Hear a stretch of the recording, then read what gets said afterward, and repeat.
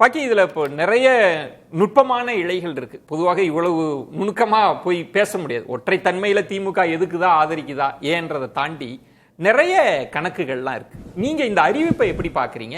தமிழ்நாட்டோட பொருத்தி பார்த்தா தேர்தல் கணக்கை நீங்க எப்படி புரிஞ்சுக்கிறீங்க? இந்த விவாதங்களும் பார்க்கும்போது எனக்கு புதுசா தோணிச்சு. சந்திரபுரம் மக்களை திருப்திப்படுத்துவதற்காகத்தான் 140 கோடி மக்களுக்குமான குடியரசு துணைத் தலைவரை தேசிய ஜனநாயக கூட்டணி அறிவிக்குதுன்னு நினைக்கிறேன். ஏன்னா எல்லாம் மைக்ரோ லெவலில் பார்க்குறேன். கொங்கு மண்டலம் நான் கேட்குறேன், ஒருவேளை சிபி ராதாகிருஷ்ணன் நாளைக்கு தேர்ந்தெடுக்கப்பட்டார்னு வச்சுங்களேன், கொங்கு மண்டலத்தின் குடியரசு துணைத் தலைவர்னு சொல்லுவோமா? தெரியல. நீங்கள் சப்போஸ் விட்டுருவோம். கடந்த காலம் இந்த கேண்டிடேச்சர் அறிவிப்புக்கு முன்னாடி யார் பேரெல்லாம் அடிபட்டது? பல பேர். அதில் 3 பேர் சொல்லிடுறேன். நிதிஷ்குமார். உடனே நிதிஷ்குமார் பேர் அனௌன்ஸ் பண்ணாங்க. பீகார் தேர்தல் வருது, அதனால தான் பாஜக அறிவிச்சுதுன்னு சொல்லிவிடும். நமக்கு இது மாதிரி சுவாரஸ்யமாக சொல்கிறதுக்கு நமக்கு பிடிக்கும். அரசியல் தானே, நம்ம ஒரு மாறி இந்த மாதிரி மாற்றி சொன்னால் நல்லாயிருக்கும். அப்படி கணக்கே இல்லைன்னு சொல்ல முடியுமா? அப்படித்தான். குலாம் நபி ஆசாத் அறிவித்தோம்னு வச்சுக்கோங்களேன், காஷ்மீரில் தேர்தல் நடந்து முடிஞ்சிச்சு, அதனால் பிரச்சனை இல்லை, வேறு ஏதாவது ஒரு காரணத்தை கண்டுபிடிச்சோம்.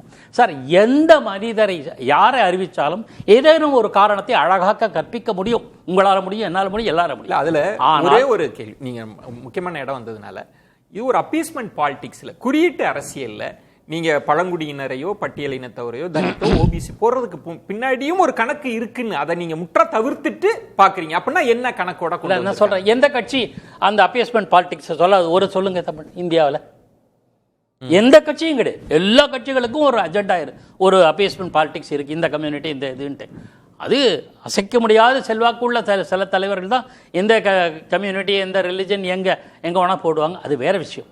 நான் அந்த டிபேட்டுக்கு போகலை. ஆனால் தேசிய குறிப்பாக பாஜக, நான் அப்படியே கொண்டு வரேன், கன்ஃபைன் பண்ணிக்கிறேன். பாஜக ஒரு கல்லில் நண்பர் சொன்னார், கூகுளி போலிங் போட்டதா. நான் சொல்கிறேன், ஒரு கல்லில் 2 மாங்காய் அடிச்சிருக்கேன்.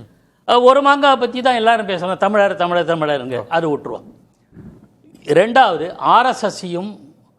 ஆர்எஸ்எஸ்ஸுக்கும் பிஜேபி ஒரு மெசேஜ் அனுப்பிச்சிருக்கு. ஓகே, இந்த சிபி ராதாகிருஷ்ணன் கேண்டிடேச்சர் அறிவிக்கும் போது ஒரு தீவிரமான ஆர்எஸ்எஸ் காரர்னு மாணிக்கம் தாக்கூர் சொல்றாரு. ஓகே, பல தலைவர்கள் அவர் டெஃபினட்டாக அவர் started his career with RSS 1973 73 ஆரம்பிச்சிருக்காரு. ஆகையினால ஆர்எஸ்எஸ் காரர்களே, உங்களை நாங்கள் புறக்கணிக்கவில்லை. ஏன்னா ஜேபி நட்டா தொடர்ந்து பிஜேபி ஆர்எஸ்எஸ் இரிட்டேட் பண்ணிக்கிட்டே வர்றாரு பல கட்டங்களில். எல்லாருக்கும் தெரிஞ்சது உங்களுக்கு கடந்த மக்களவை தேர்தலும் போது. So RSS is not happy with BJP's attitude. இப்போ மெல்ல மாறுமோ, அதுக்காக தான் ரொம்ப நாள் கழிச்சு மோகன் பாகவத்தினுடைய ஆர்எஸ்எஸ் நிகழ்ச்சியில் இப்போ நீங்கள் ஒரு புது கோணம் தரீங்க.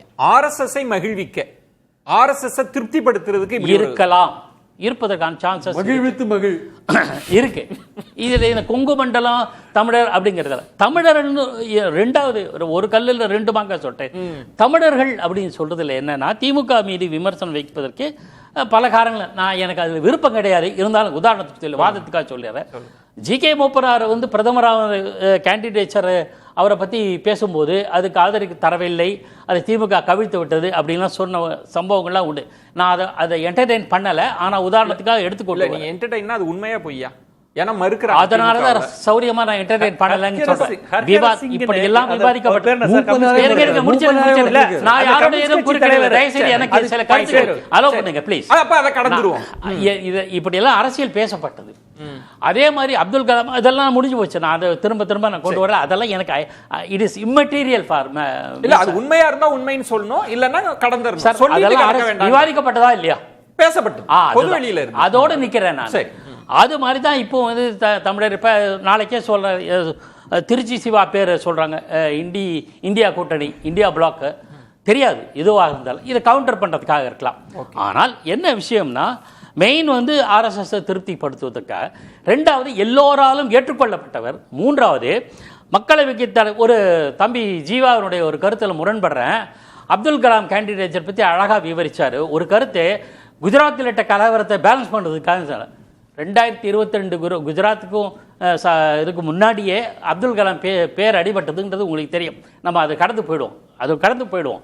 அலெக்சாண்டர் முதல்ல ப்ரொபோஸ் இருந்தது, அப்புறம் முதல்ல இருந்தது. இப்ப ரெண்டாவது மாங்கான்றது ரெண்டாவது கல்லுல எதை அடிச்சிருக்காங்கன்றீங்க? தமிழ்நாட்டுல திமுகவுக்கு நெருக்கடி, அதான் திமுக குறி வச்சிருக்காங்க, அதான் நான் ஏற்கனவே சொன்னது. ஆனா அது ஒன்றும் பெரிய இஷ்யூ அவங்க நினைக்கல சார். தமிழ்நாட்டில் தேர்தல் மட்டும், பீகாரில் கூட தான் தேர்தல், பல மாநிலங்களில் தேர்தல் வருது. மேற்கவங்க கேண்டிடேட் ஒரு பெங்காலியை கூட ப்ரொமோட் பண்ணலாம் இல்லை, பண்ணலை. அவங்களுக்கு ஒரு நல்ல கேண்டிடேட் நான் சொல்ல வந்தது என்னன்னா, மக்களவைக்கு ஓம் பிர்லா இருக்கார், எ ஸ்ட்ராங் மேன். ஓகே. மாநிலங்களவையில் ஜெகதீப் தன்கரை போட்டாங்க, ஒர்க் அவுட் ஆகலை. ஏன்னா அவரே ஆளுங்கட்சிக்கு முரண்பட்ட செயல்களில் ஈடுபட்டதாக நான் அறிகிறேன், எனக்கு கிடைச்ச தகவல், சரியா தப்பா தெரியாது. அதனால தான் அவர் விலகி நேர்ந்ததுன்னு சொல்றாங்க. அது ஒரு பக்கம்.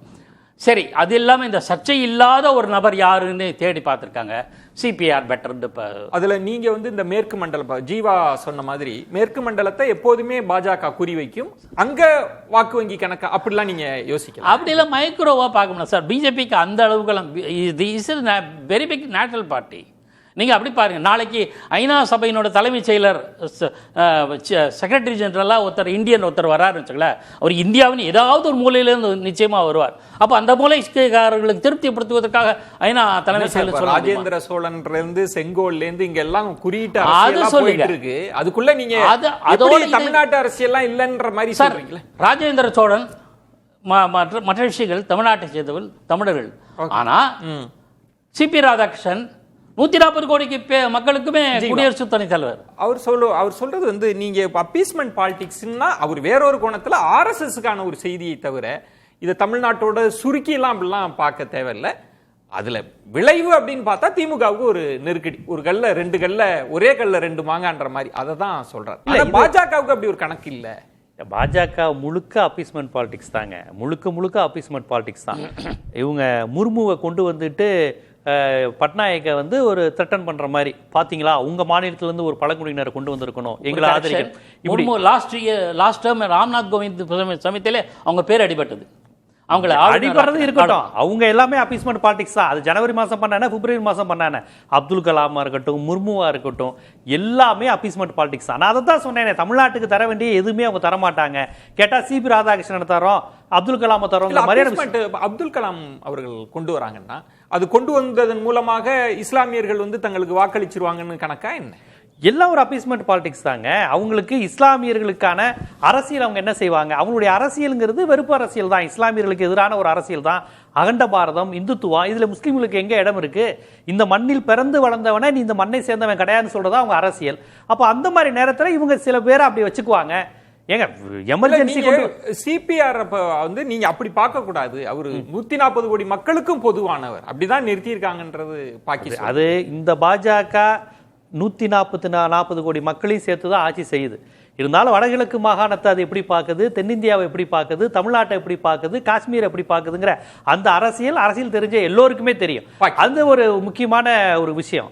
அது மட்டும் இல்லாமல் இதில் 2 விஷயத்தை அவங்க சொல்லிக்கிட்டாங்க. ஆர்எஸ்எஸ்க்கும் மோடிக்கும் ஒரு இஷ்யூ இருக்கு.